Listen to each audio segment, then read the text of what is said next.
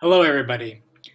This week, we're going to talk about narrative point of view, which is the perspective that you are going to use to tell the stories that you planned out last week. So, before you start writing your short story, you have to decide who is going to be telling the story. Like, what is the perspective going to be? And this is called narrative point of view. There are three main narrative points of view. Those are first person, second person, and third person narration. In first person narration, the character themselves is telling their own story.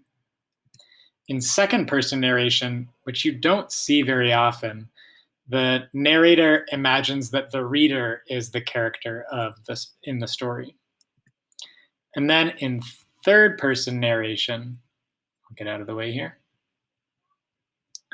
The narrator is telling the story of multiple characters, and they themselves are not a part of the story.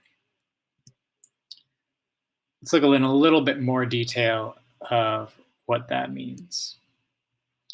Third person narration is probably the most common, where the narrator is telling the story of the characters.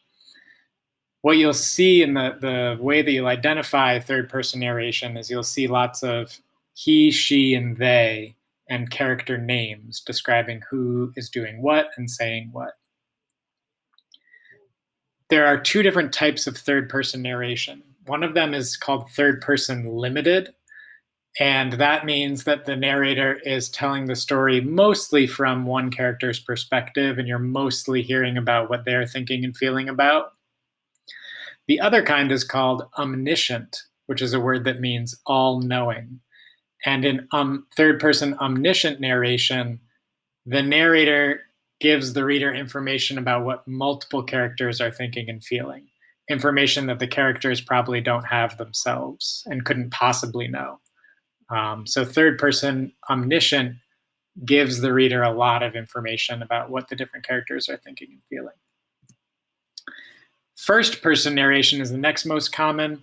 This is, again, where the narrator is the character telling their own story. It really puts readers inside the head of that main character, and you see everything from their perspective. The way to tell if you're in a first person narrative is you see lots of I and me and we in the telling of the story. Second person narration, as I said, is kind of rare.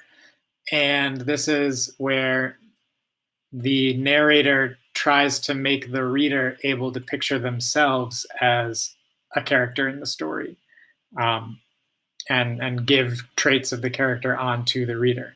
So, for example, it might be you decide to go for a walk. When you crossed the sidewalk, you noticed something strange in the street, kind of telling the story as if you were a part of it. Let's look at some examples. Here's one from Long Way Down by Jason Reynolds. I'm only William to my mother and my brother, Sean, whenever he was trying to be funny. Now I'm wishing I would have laughed more at his dumb jokes because the day before yesterday, Sean was shot and killed. What narrative voice, what narrative point of view is this story being told from? Well, right off the bat, I noticed this I.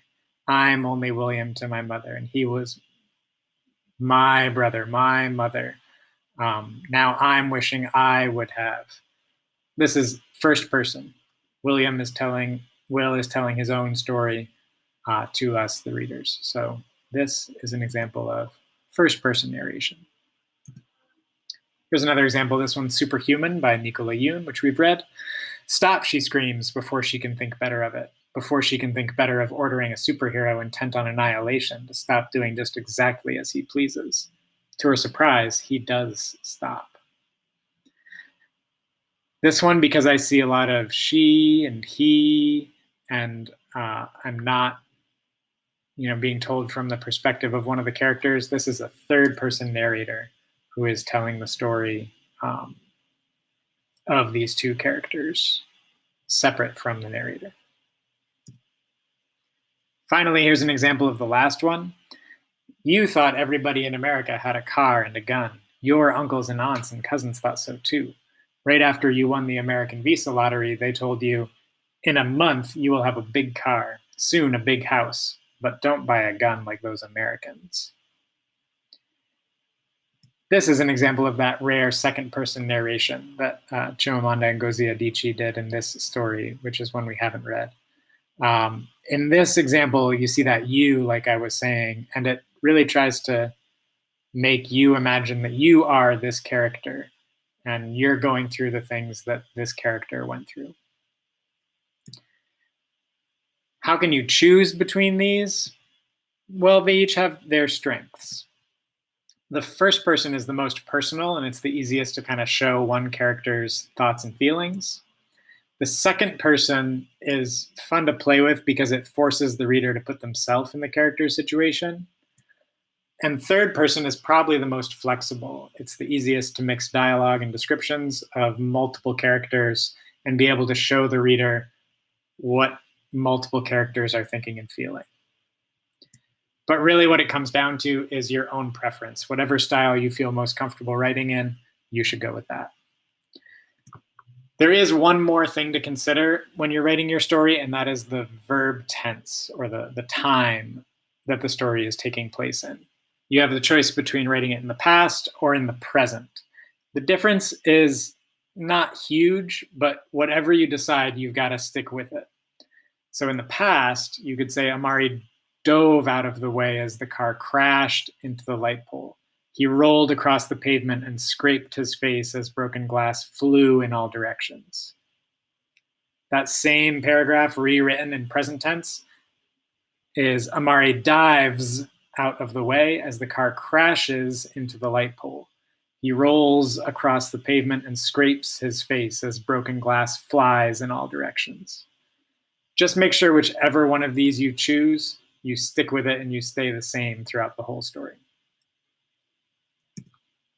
That's all. Good luck with writing your short stories. I look forward to reading your drafts once you get them. The next assignment, I'll give you some practice with writing in different points of view, just so you can kind of try them out before you start writing your own story. All right, best of luck. Look forward to reading what you come up with.